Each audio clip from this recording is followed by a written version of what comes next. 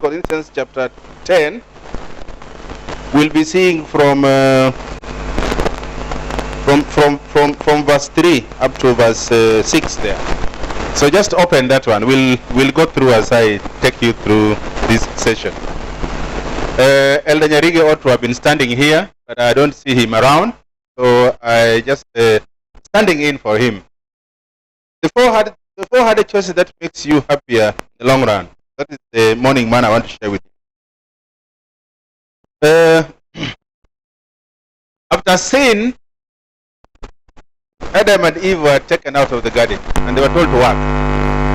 So they have to work. Actually, you need to work, do hard things, not soft things. The hard things to be happy in life. You need to do the hard things to be happy in life. That's a fact. Going to school early in the morning was not very interesting. Was it? We never looked forward to it. But you had to wake up very early in the morning. Some people had to wake up, go to the farm first, then before 7 they go to school. That was not easy. It was hard things. But hard things, you have to do hard things to be happy in life. Because the hard things ultimately build you up and they change your life. You're brought up doing hard things. They build your character. And the strengthening of all the hard things that we have as human beings. Strengthening the mind is the hardest. You can strengthen your muscles. You can strengthen your resolve on your beliefs and principles. But to strengthen your mind and discipline, that is the hardest of all things. Just think of the most simple things in life that you face as a human being. You deal with them every day.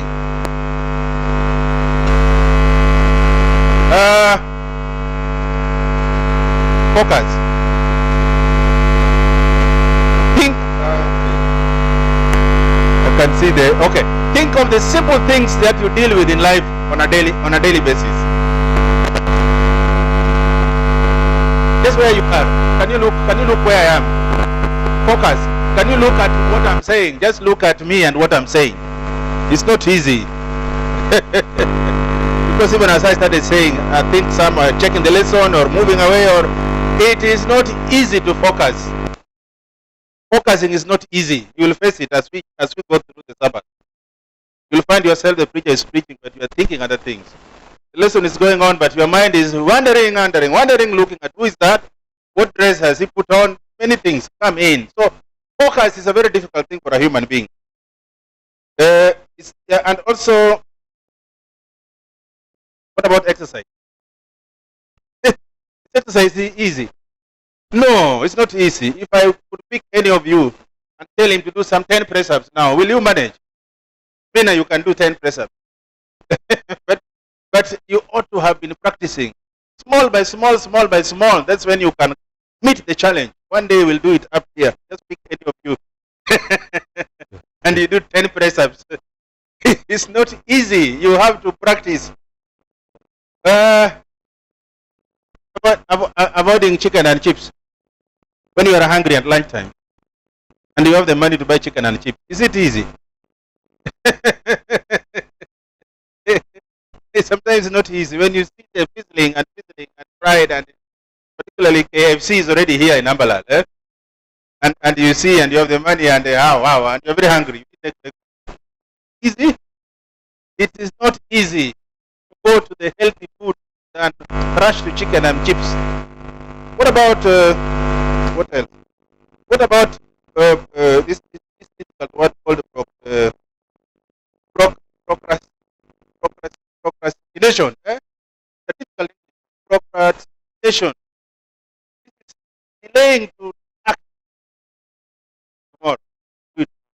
I'll do it. Next Sabbath I'll go early. Next Sabbath come here then.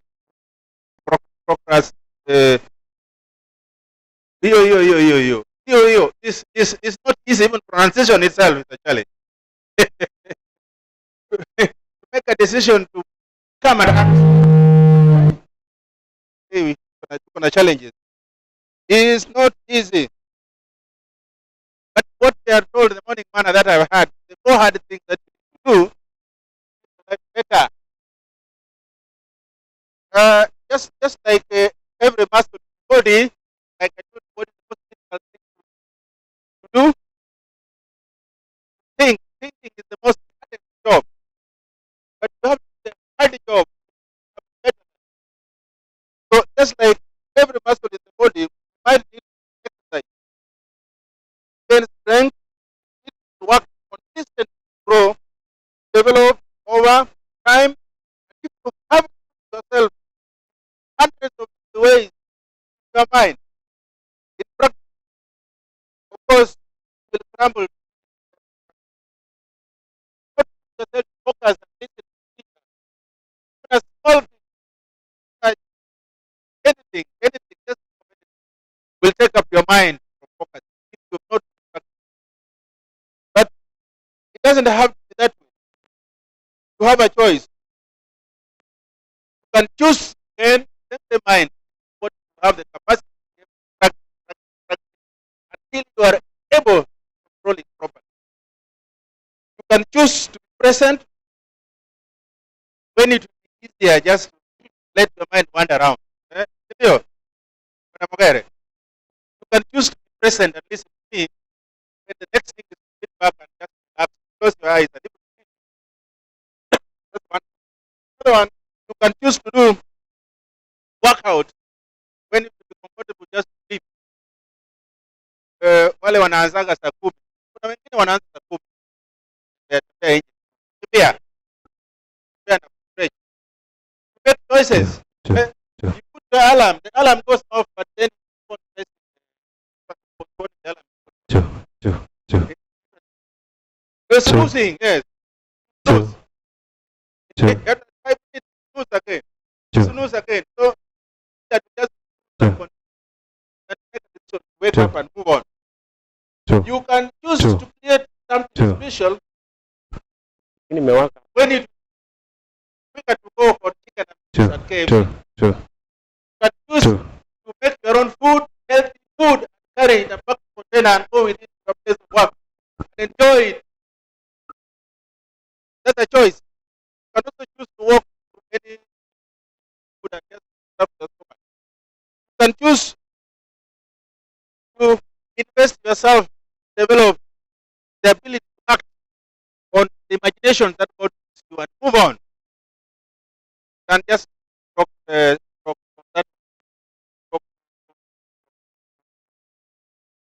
debate.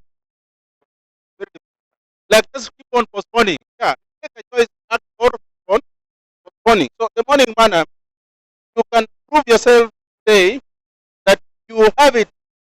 You have the guts to get the training and wrestle with life. And in wrestling with life, now what brings the verse today? That is the 2 Corinthians chapter 10, verse 3. You are wrestling with life, brothers and sisters. Not easy. It says like this. For though we walk in flesh, we do not war according to the flesh. For the weapons of our warfare,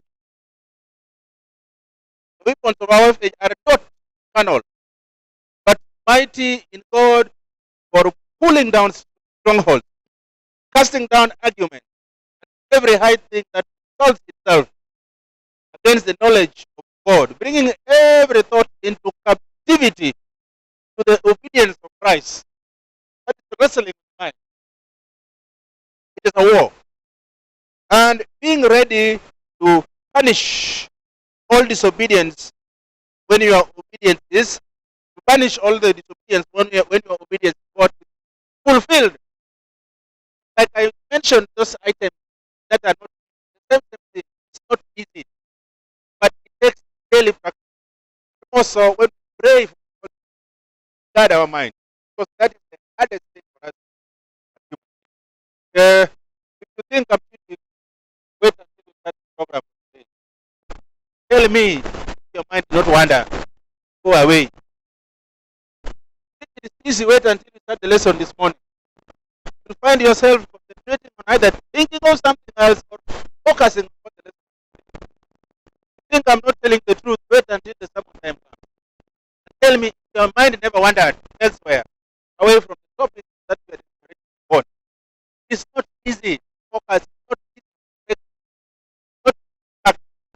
then we are in a war.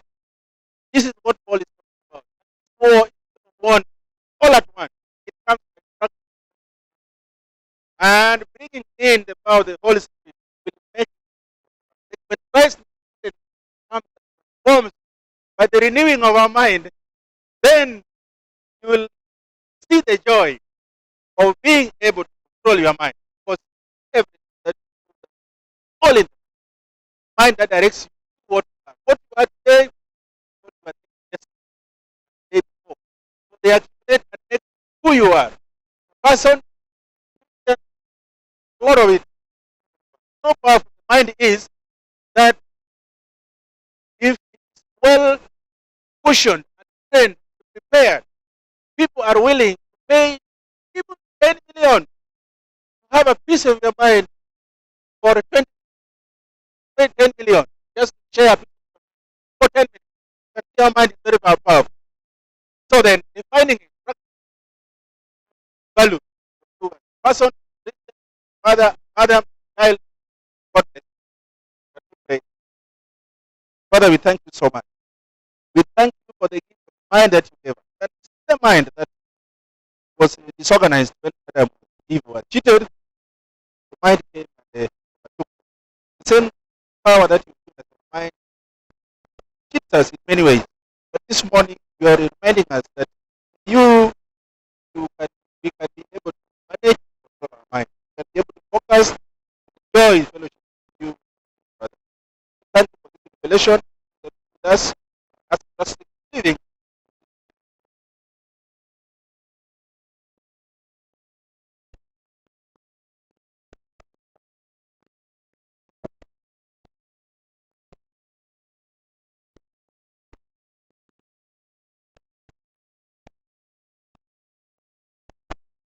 You say to Elder?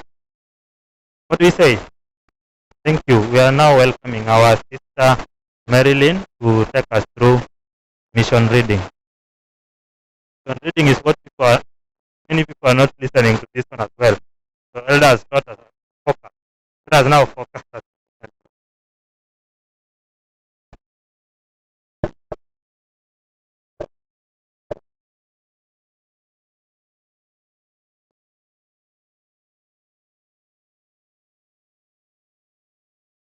Yeah, red, blue. Uh, 1, 2.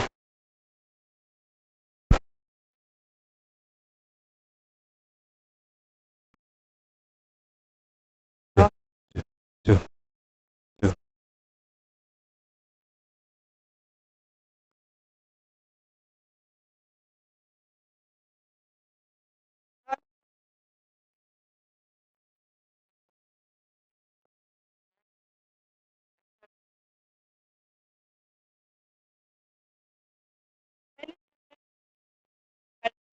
One, two, three. Hallelujah. Hallelujah.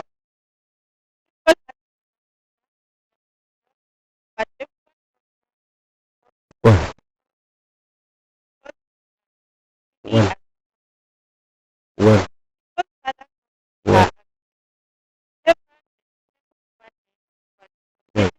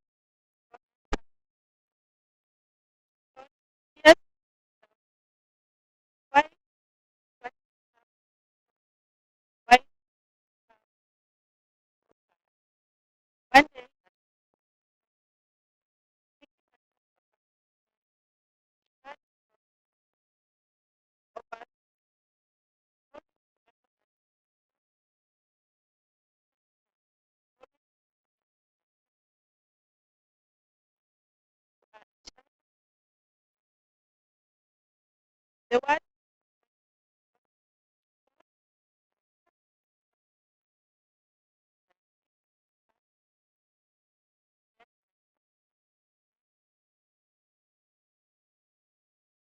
right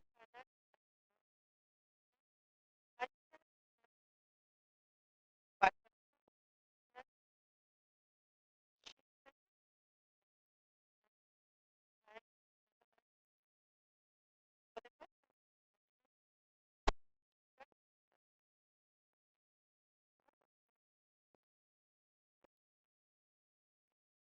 God joy. I will pray for I am others that will work that goes not very well. She began from complete ended that she no longer felt bad and instead of being began began not just simply but for her joy. She realized that no one could take away the joy that comes from God. Whenever someone called her names, she just ignored it. When father called her ugly, she remembered that God had made her. This is the way God made me, she told herself. God makes no mistake. Today, Crystal is 33 and a church leader who loves telling young people about her God makes no mistake. I feel like I didn't have anyone in my corner when I was young, she said. I want to be the person who tells others that God has a purpose for them, just like He has for me. Amen. Therefore, in life, you are what you are. In life, who you are, what you are, or whatever you do doesn't matter. What matters is what God says about you. Hallelujah. So you can be who you want to be, depending on your attitude towards yourself. God loves us because we are special to Him, and it's the Word who made us. Be blessed and have a wonderful Sabbath. Let's pray. Father, we thank you this morning once again. We put all our activities into your able hand. Bless everything for the whole day. In the name of Jesus, we pray.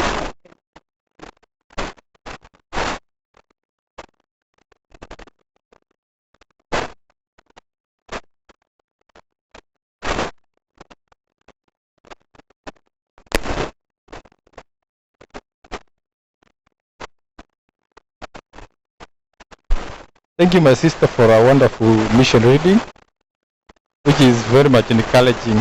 This is reminding me about Think Big by Ben Carson, who took things differently from what he was before, and he became a very wonderful person. We are entering to our lesson discussion, and the deaconry team, the one who was reading us today. So I am welcoming the deaconry team to feel most welcome and come and take us through the lesson 3. Lesson 3 is talking about our future generations. We are talking about Noah, and they are most welcome. I urge the happiness class to be meeting with the elders here in front. Yes. El Domingo, can you just stand up and edit behind there? Behind there. At that corner, where El Domingo is heading.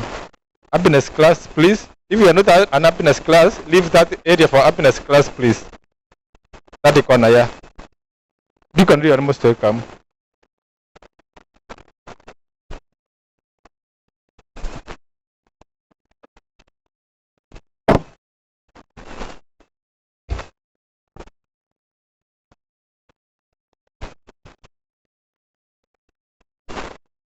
Happy Sabbath.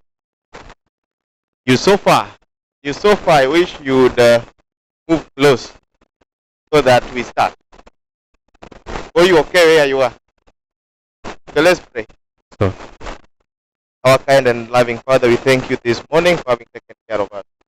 Father, we were away for a whole week, and you've seen it good for us to converge here again, worship you, Father.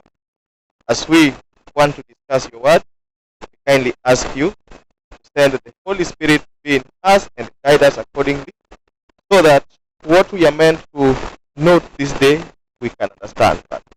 Thank you for listening to us. We ask this living and trusting in the name of Jesus Christ, we pray.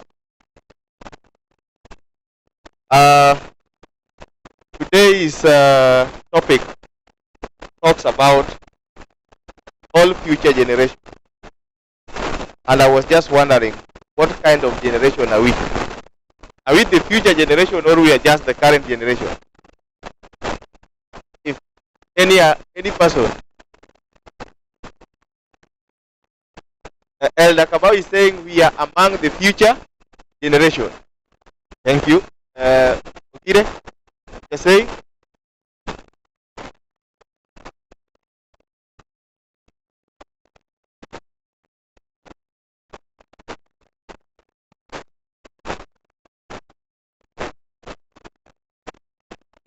Okay. Don't know. Communication, we need. We want to discuss. We don't want to teach, and that's why I would be glad to see the microphone moving around and people have the microphone so that we discuss. Us in Deaconry, we don't want to teach. We want to discuss because we believe you've taken a whole week and you've gone through this lesson, and I know you have a wealth of information that you want to give. Mogire, can you just say what you are saying in a microphone so that the people who are not with us and also listen? I was saying, when God was speaking, first from last week, when God was speaking to Abraham, God was speaking to Noah, He was informing that whatever we are doing today, it will just affect you, your family, the current one, and the come. So we are the future generation because we were not there during the Noah time. So we are the generation. Anybody with a diverse opinion? Thank you.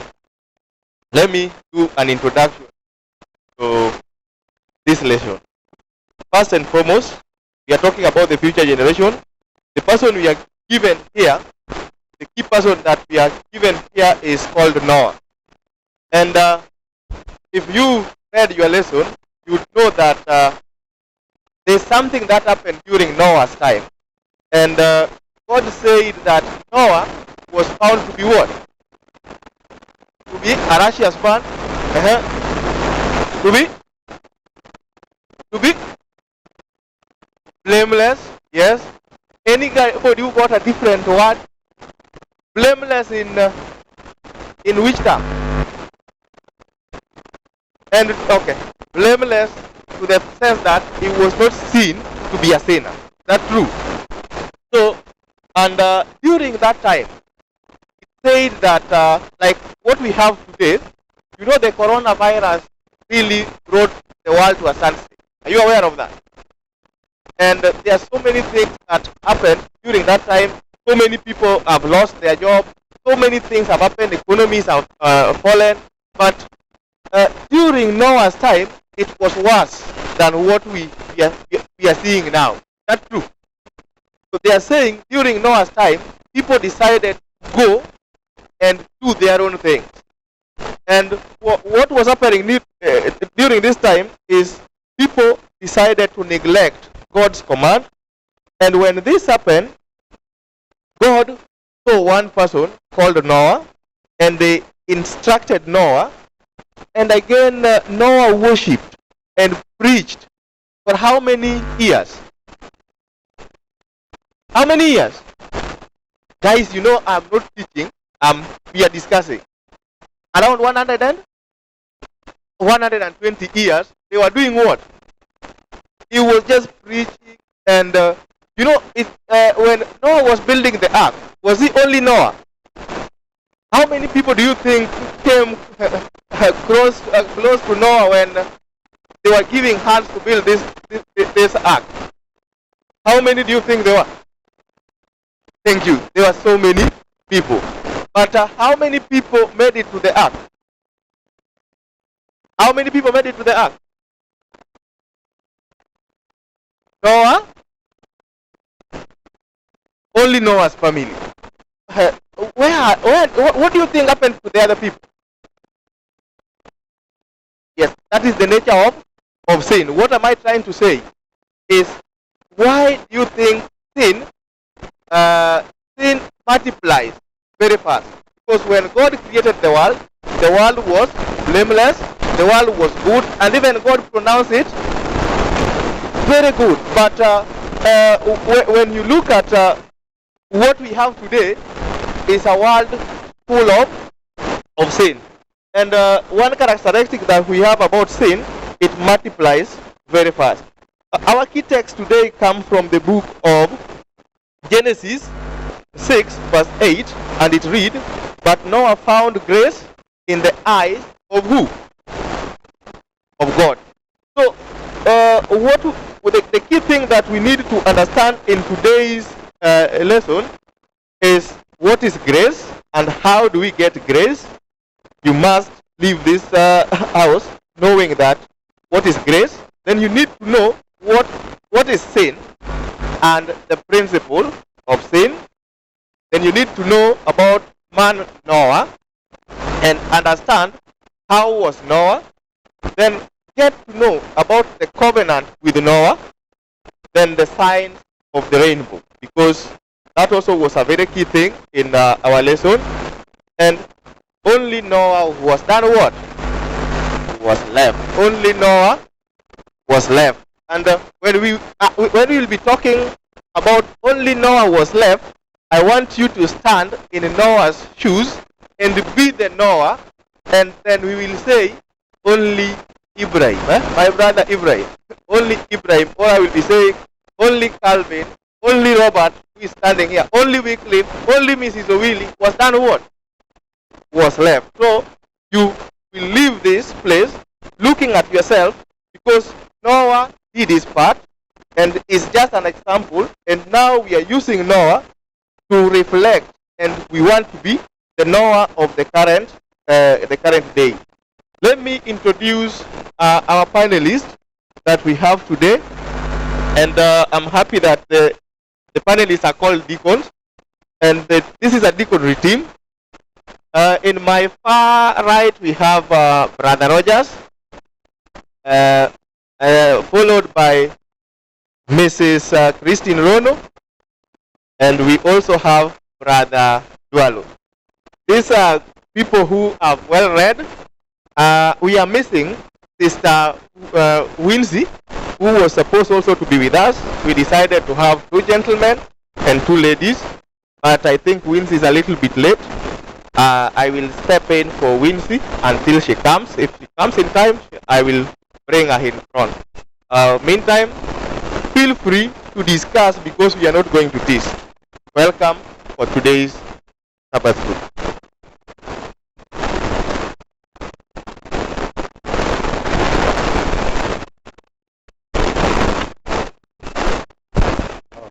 Thank you very much, Brother Robert, for that wonderful introduction. And he has rightly put it that we are talking about the promise of the future generation. And that future generation, as Brother Wycliffe has put it, is us. For moving on, I want us to turn to Sunday part of the lesson and talk about sin principle, or anatomy of sin. And I want us to go look at, majorly today we'll be talking about Genesis chapter 6. And we want to see how the sin from the fall of man in chapter 3 of Genesis, how it has gone up, so up that God was so furious that he had to do what we are going to discuss today. So the Bible talks of antediluvian period, the period before flood. And if we look at what happened, in the introduction you saw that the sin is likened to a bacteria. And we are told that a bacteria, though being very small, that you have to use a microscope to see is like sin, that it's so small, maybe in one person, but over a short period of time, it will multiply and engulf the whole earth, just like it did in Noah's time. I want us to read Genesis 6:5, so that at least we appreciate the kind of morality or how sin was in the earth during that time. And I'll ask Mrs. Rono, if you have the microphone around, you can read for us 6:5 of Genesis. Genesis 5 says, "And I have also heard the groaning of the children of Israel, whom the Egyptians bonded, and I have remembered my covenant." Bible is saying, the Lord saw that the wickedness of man was great in the earth, and that every intention of the thoughts of his heart was only evil continually. Thank you. The Lord saw that the evil of the earth had increased so much. This is what I'm talking about, that the earth now was filled with evil. The earth was now filled with sin. Everybody was sinning. And you can see, if we start from Genesis verse 1 of 6, you can see that it was to the extent that sons of heaven or sons of God came down on earth and were attracted to daughters of man. It was so bad. And if you can compare with what God was talking about in Genesis 1:31, where my brother alluded to, that after creation, God looked at everything that he has done and he said it was good. And now in chapter 6, God is really furious because of what has happened. We've seen the widespread of corruption and violence in the face of the earth. We've seen how demonic activities was all over. We can see the constant evil in hearts of man. Everybody was evil. You look around and you see no one who was good. You can see how exploding the population was. In a very short period of time, the population was so high. That one we can see in Genesis 6:1. The sexual perversion everywhere. 6 verse 2. And the constant evil in heart, 6 verse 5. That God looked at us and he wondered, is this really the people that I created? Is it the way we are going to go on? What has happened? And this is what we are called on today, that the world had to be cleansed. The world had to be cleansed because this, God could not allow this to continue anymore. But allow me, so that we just see how the evolution of sin, how it happened from Genesis 6.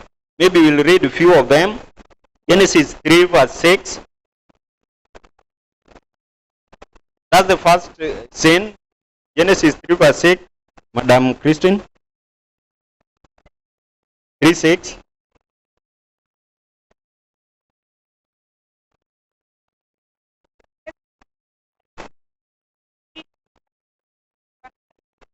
He took of his fruit and ate. Also gave her husband her and ate. Thank you. Thank you. That is now the fall of man. And we can see that the woman is deceived here by the serpent. And she goes ahead to have the forbidden fruit. The fruit that God had instructed them not to partake of. We can see in 3:11 very fast. 3:11. 3:11 says, "And he said, who told you that you were naked? Have you eaten from the tree of which I commanded you that you should not eat?" Thank you.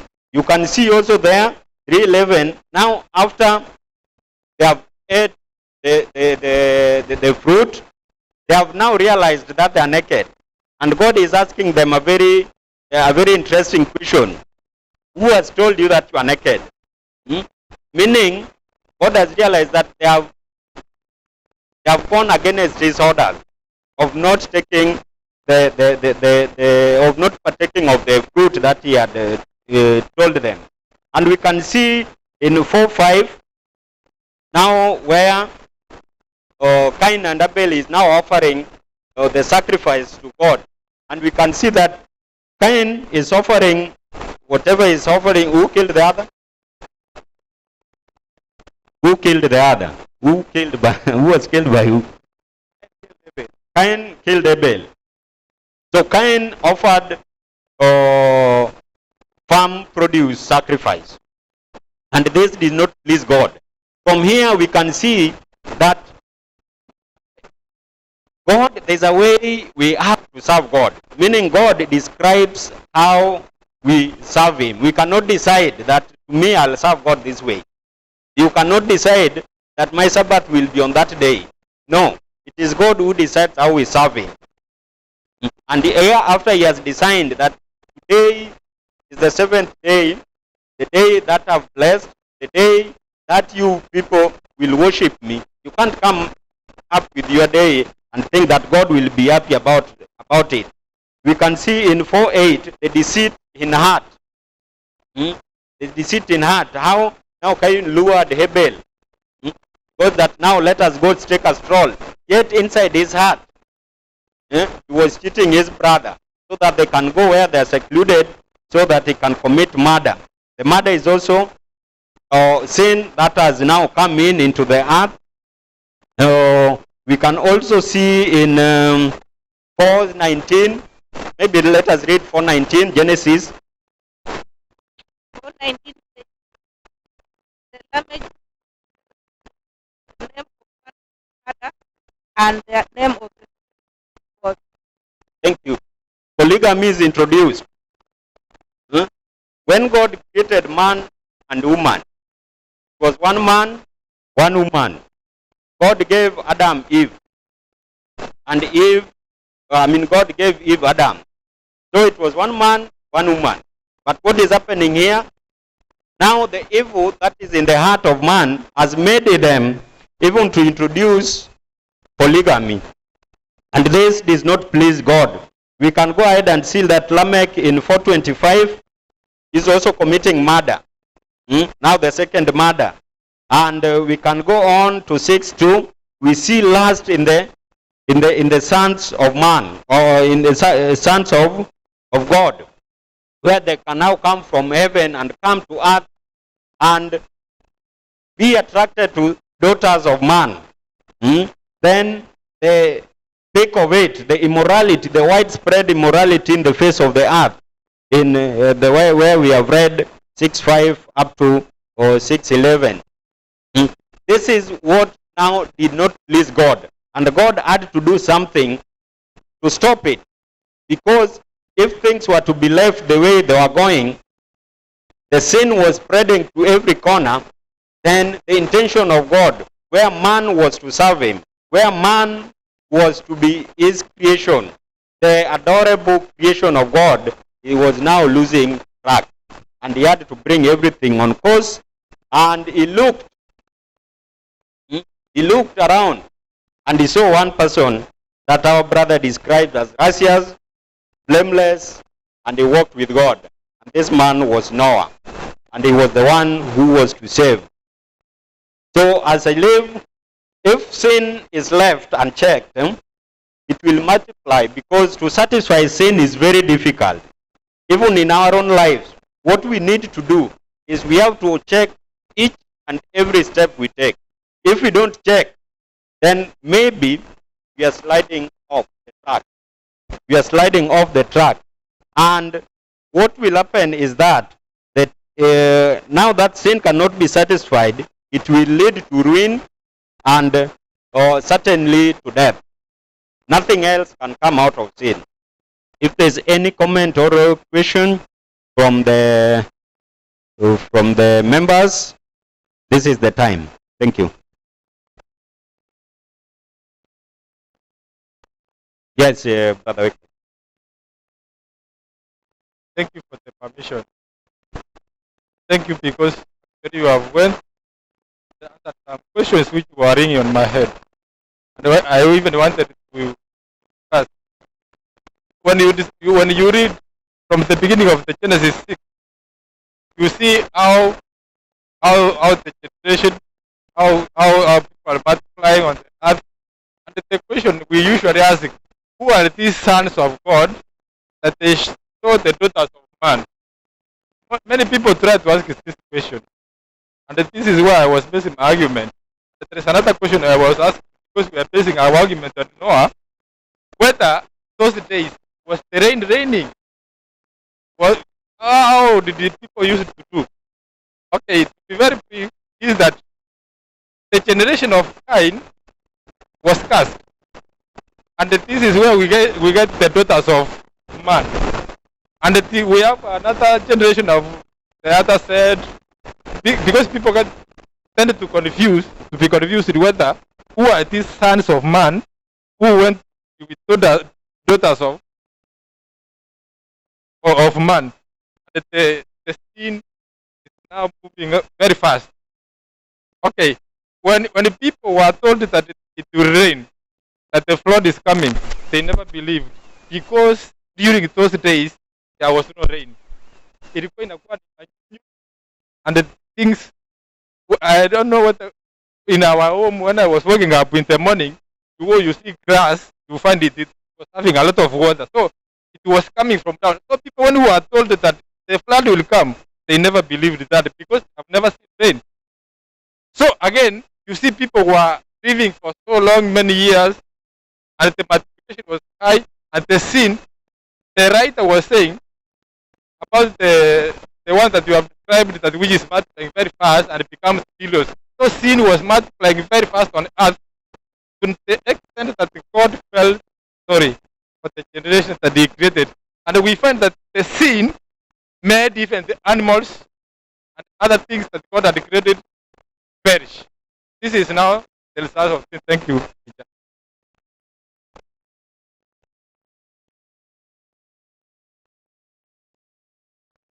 You want to add something is that the lesson is teaching us something, that when God created the earth, everything was perfect. And as things move, sin started to spread, because it started with one man, Adam. Now after starting with Adam, it spread all through the generation. And you find that it was being likened to the disease. Right now we know there is corona. Corona started in China. And we see how corona spread all throughout the world. That is how sin started. Sin started with man, one man, Adam. And it spread very fast. In fact, commentator was talking about a virus that can multiply. Like within 24 hours, it can multiply. Millions of viruses can be multiplied within 24 hours. And that is how they are likening the sin, how it spread all through the world. Now, after sin spread, now the Lord said, no, it has become too much. Now I'll make my covenant with who? With Noah. He said, I will finish everything in the earth, but there's remnant that we're getting. So our lesson is that there's somebody who was faithful. When we see things are happening, let us just remember that there are those people who will remain faithful to God. During the Noah's time, we found that Noah was faithful, was an upright man, blameless, and God made a covenant with him. And he said, do this, and I'll do this. What I learned from the lesson is that as God is taking his part, that I'll give you my covenant. My covenant to mean is the one initiating the negotiation there. I'll give you my covenant. And then he's telling Noah that you are supposed to do this and this. Go make the ark, and this is how you are supposed to make it. Now there is also being faithful and trust. So the trust that Noah had with God, he was able to make this ark, and everything happened. But now, when we come now after the flood, now we also find the rainbow. Okay, he made now another covenant with the generation that we are talking about now. With Noah, it was only between him. He wanted a response from who? From Noah. But now after the flood, now there was no response. He just gave a rainbow to show the grace. It is the grace that is telling us that even though sin is there, you can see people are making sin, but the rain is raining for everyone. Sin is there, but God is still loving for everyone who is there. So he gave us the rainbow to show that there is still grace. And at the end, as I finish, at the end, there's judgment that's going on right now. You are supposed to ask yourself, will you be among the remnant who will be found faithful when God comes the second time. Because there's remnant that will remain, just the same as the time of Noah, that Noah was found blameless. Will you be found blameless? Thank you.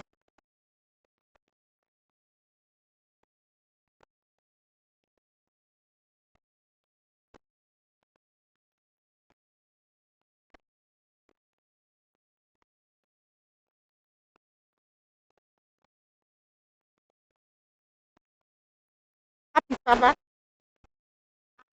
I really wanted to say something. I'm seeing the plans of the devil, the plans of redemption, the plans of the devil, and the plans of God. When we see sin coming to us, first of all, sin is attractive. We become friends with sin. Sin doesn't just attract. We become more close to it, friendly.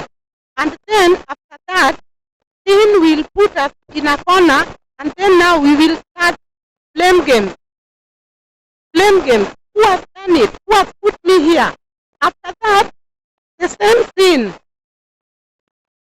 sin now, he has cornered you, and now you are starting blame games, not even thinking of where God is.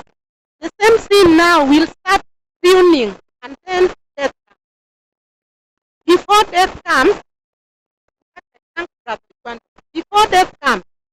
now the plans of redemption comes. God will not allow his people to be wiped before he stands in for the remnant. Are you one of them?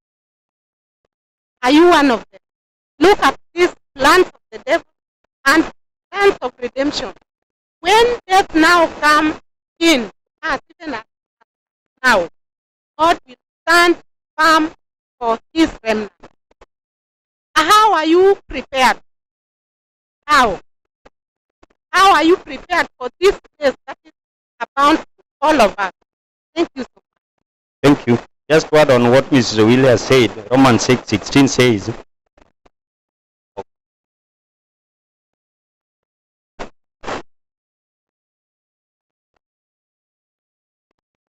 I want just to add something here which we might forget about. We are talking about the principle of sin.